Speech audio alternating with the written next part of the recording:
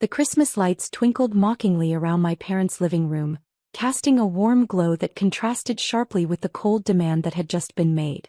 Relatives filled every corner of the house. Aunts, uncles, cousins, even Mom's book club friends, all gathered for the annual Morrison family Christmas extravaganza. I stood near the fireplace, eggnog untouched in my hand as my mother repeated her demand louder, ensuring everyone could hear. "Emma, did you hear me? Your brother needs a down payment for a house. We need you to transfer your emergency fund. Tonight." I was 31 years old, a senior software architect at a tech company no one in my family had bothered to learn the name of. To them, I did something with computers, which ranked somewhere below my brother Tyler's job as a car salesman in terms of respectability. Never mind that Tyler was 28 and still living in Mom and Dad's basement while I'd been financially independent since graduation. "That's a significant amount of money, Mom," I said quietly, aware of Aunt Patricia's raised eyebrows and Uncle Joe pausing mid-conversation to listen. "Family is what's significant," Dad interjected from his position by the Christmas tree, where he'd been holding court about his golf game. "Tyler's finally ready to settle down with Madison. They need a proper home, not some apartment." Tyler himself sat on the couch, arm around his girlfriend Madison, looking sheepish but not sheepish enough to actually speak up. He'd perfected the art of letting our parents fight his battles while he reaped the rewards. "How much are we talking about?" I asked, though I already knew this conversation wouldn't end well. 80,000, Mom said as casually as if she were asking me to pass the salt. "You've been saving for years. You don't have a boyfriend, no wedding to plan, no real expenses. This is what family does. We help each other achieve milestones." Cousin Rachel, who'd been scrolling through her phone on the love seat, looked up with wide eyes. $80,000? That's like a lot. "Emma can afford it," Dad said dismissively. "She's always been the responsible one, socking away money instead of actually living life. At least Tyler knows how to enjoy himself." The familiar sting of that backhanded compliment hit exactly as intended. My responsibility had always been code for boring, my financial prudence dismissed as a personality flaw rather than recognized as discipline. "I've been thinking," Mom continued, warming to her subject now that she had an audience, "you should probably just move back home anyway. You're paying rent on that tiny apartment when you could be here saving even more money. Plus, we could really use help with the mortgage." There was the real agenda. They wanted my emergency fund for Tyler's house, and they wanted me back home as a permanent ATM. "Emma pays rent?" Aunt Patricia asked, confused. "I thought you said she still lived at home?" Mom's face flushed slightly. "Well, she has some little place, but it's not practical. Nothing like the house Tyler and Madison are looking at. 4 bedrooms, 3 baths, a real family home. Granite countertops," Madison added dreamily, speaking for the first time. "And a walk-in closet." I took a slow sip of my eggnog, buying time. Over the past 8 years I'd given my family money countless times.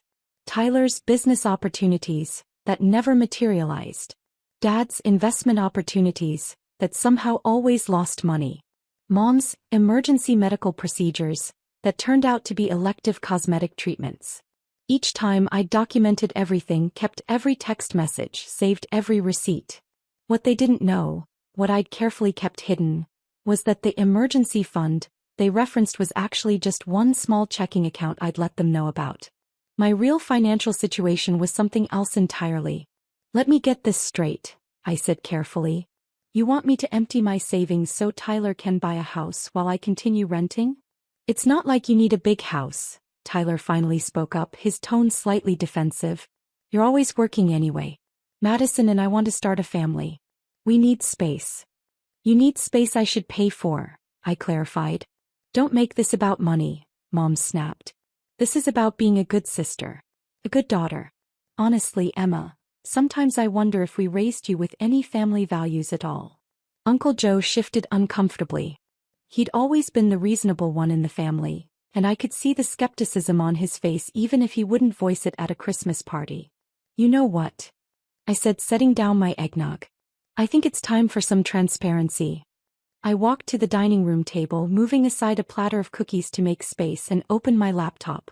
The room gradually fell silent as people sensed something significant was about to happen.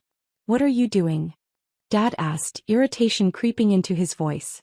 Providing context, I replied, typing in my password. You want my emergency fund? I think everyone should understand exactly what you're asking for. I pulled up my private banking dashboard, the one linked to Whitmore and Associates, the wealth management firm I'd been working with for 5 years. With a few clicks, I connected my laptop to the smart TV on the wall, the screen mirroring my display. Emma, this is inappropriate, Mom hissed, but she'd frozen in place, perhaps sensing that stopping me now would look worse than letting me continue. The banking summary page filled the 65-inch screen, numbers crisp and undeniable. Whitmore and Associates Private Wealth Management. Client, Emma J. Morrison. Portfolio summary, December 2024. The room went absolutely silent as people processed what they were seeing. Is that? Aunt Patricia leaned forward, squinting. Are those millions? With an M. Total assets under management, $4,247,893.52. I let the number sink in while I calmly navigated to the breakdown page. The emergency fund you're referencing, I said, my voice steady and professional, is this account here. It contains $85,000 and represents approximately 2% of my liquid assets. Mom's mouth opened and closed like a fish. Dad had gone pale, his hand gripping the armrest of his chair. How? Tyler's voice cracked. How is this possible? You work in IT. I'm a senior software architect specializing in financial technology systems, I corrected. My base salary is $280,000. With stock options, bonuses, and my consulting work, my annual income typically exceeds $400,000.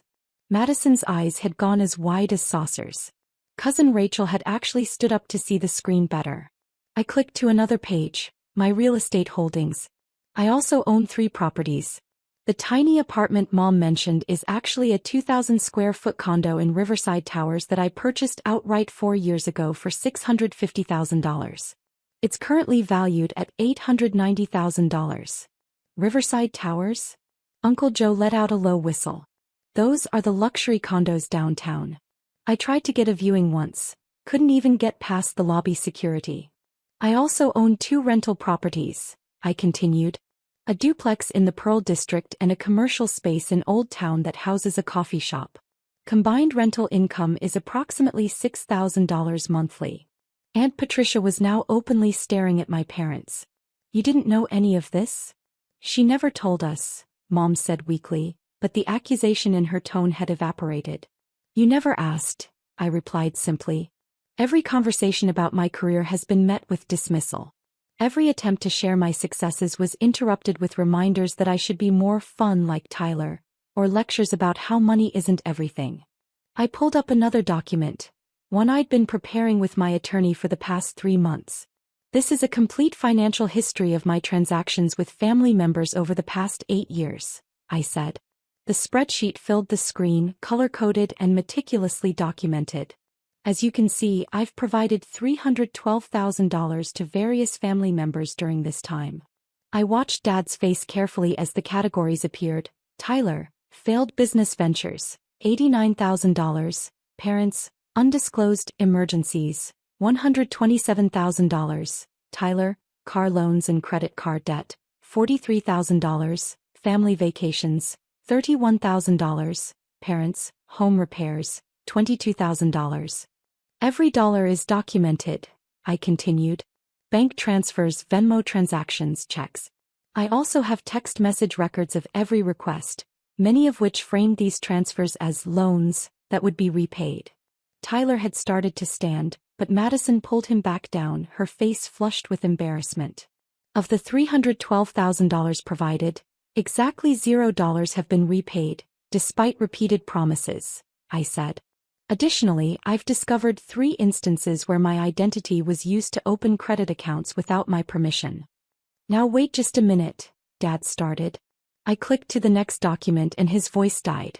It was a credit report with highlighted sections showing unauthorized accounts. This MasterCard with a $15,000 balance? Opened in 2019 using my social security number and a forged signature. The billing address is this house. I looked directly at my father. The primary charges are for golf club memberships and equipment.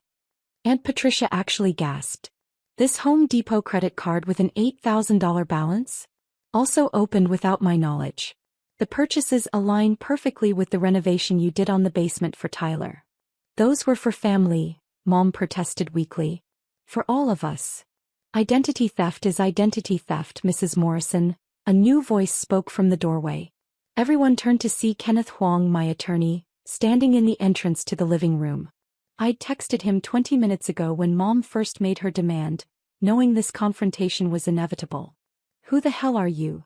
Dad demanded, finding his voice again. Kenneth Huang, Morrison and Associates law firm, he said, stepping into the room with the confidence of someone who'd done this 100 times before. I'm Ms. Morrison's attorney, and I'm here as a witness to this conversation. You brought a lawyer to Christmas? Tyler asked incredulously.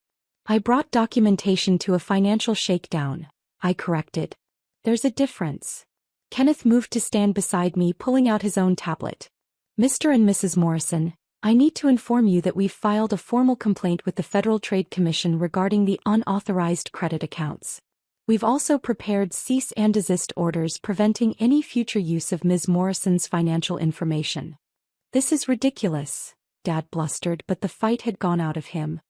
He looked old suddenly and smaller than I'd ever seen him. What's ridiculous, Uncle Joe spoke up, surprising everyone, is that you've been bleeding your daughter dry while treating her like she's a failure. $4 million, Tom. She's got $4 million and you've been making her feel guilty for not giving you more. We didn't know, Mom whispered, tears starting to stream down her face. We thought, she always seemed so plain, so careful with money. We thought she was barely getting by. You thought what you wanted to think, Aunt Patricia said sharply. Emma wore normal clothes and drove a normal car, so you assumed she was struggling. Meanwhile, Tyler's been flashing expensive watches and taking vacations he can't afford, and you celebrated him for living life. The truth of that statement hung in the air like smoke. I pulled up one final document. This is a proposed payment plan for the $312,000 you've taken from me over the years. Kenneth and I have calculated a reasonable monthly repayment schedule over 10 years, including interest at the current prime rate. You can't be serious, Tyler said. That would be like $3,000 a month. Actually, $3,247, Kenneth corrected. Which, coincidentally, is less than half the mortgage payment on the house you want Emma to buy for you. Madison stood up abruptly. Tyler, I think we should go. Madison, wait. Tyler reached for her, but she pulled away. No. This is too much. I didn't know your family was like this. She grabbed her coat from the rack. I can't be part of this. We all watched as she walked out, Tyler scrambling after her, calling her name. The front door slammed, and through the window, we could see them arguing in the driveway, Madison's gestures growing more animated before she got in her car and drove away. Tyler came back inside, his face blotchy and red. Are you happy now? You ruined my relationship. No, I said quietly. Your financial irresponsibility and family's exploitation ruined it. She just found out the truth before she legally tied herself to it. Emma, please, Mom said, and the desperation in her voice almost broke through my resolve. Almost. We're your family. We made mistakes, but we can fix this. You don't need to involve lawyers. You're right, I didn't need to involve lawyers, I agreed.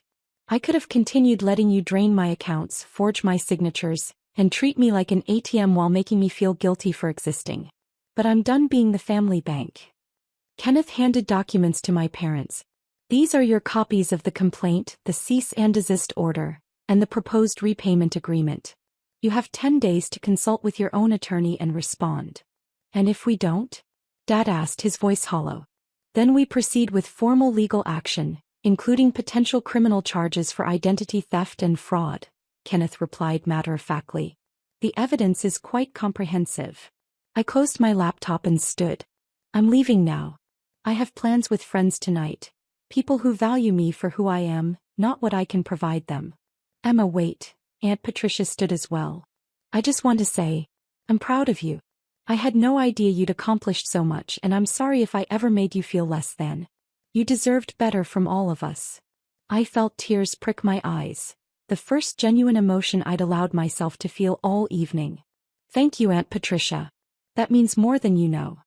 As I walked toward the door, I heard Uncle Joe's voice behind me. Tom, Barbara, I think you need to take a hard look at how you've treated your daughter. Because from where I'm sitting, you just drove away the best thing in this family. I didn't look back as I left, Kenneth following behind me. The cold December air hit my face like a baptism, clean and sharp and freeing.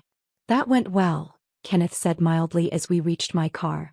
A Tesla Model S I'd purchased 6 months ago but had never driven to family events. Did it? I asked, unlocking the doors. You stood up for yourself, you documented everything, and you didn't back down when they tried to manipulate you. Yes, Ms. Morrison, I'd say that went very well indeed. I slid into the driver's seat and Kenneth leaned down to the window. Merry Christmas, Emma. You gave yourself quite a gift tonight, freedom.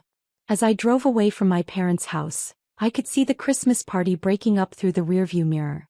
Cars pulling out of the driveway, relatives leaving earlier than usual. The picture-perfect family Christmas had shattered, but maybe it had been broken all along, held together only by my willingness to pretend otherwise. My phone buzzed with a text from my actual friends. The ones waiting for me at a wine bar downtown, the ones who'd celebrated every promotion, every investment success, every milestone without asking what was in it for them. On my way, I texted back. And I have quite a story to tell. 3 weeks later, I sat in Kenneth's office, reviewing the response from my parents' attorney. They'd agreed to the repayment plan, though the letter was full of language about misunderstandings and family dynamics. There was no real apology, no acknowledgement of the pain they'd caused, just legal formality and financial obligation. They'll pay, Kenneth said, but they'll resent you for it. I know, I replied. But at least they'll pay. My phone showed 17 missed calls from Tyler, each voicemail progressively more desperate. Madison had broken up with him permanently, and word had spread through the family about what really happened at Christmas. His car dealership colleagues had found out somehow. Small town, big mouths. And suddenly Tyler Morrison wasn't the golden child with the successful family, but the deadbeat who'd been living off his sister's money. Mom had sent one email which I'd read once and filed away. You've torn this family apart. I hope you're proud of yourself. I wasn't proud. But I wasn't ashamed either. I was free. And that was worth more than all $4 million in my accounts. The city spread out beyond Kenneth's office windows, full of possibilities I'd been too burdened to explore before. Now, unencumbered by guilt and obligation, I could finally see them clearly. My family had given me one gift this Christmas, though not the one they intended. They'd shown me exactly who they were when they thought I had nothing left to give. And I'd shown them exactly who I'd become when they weren't paying attention. Turns out we were all strangers at that Christmas party. I was just the only one honest enough to admit it.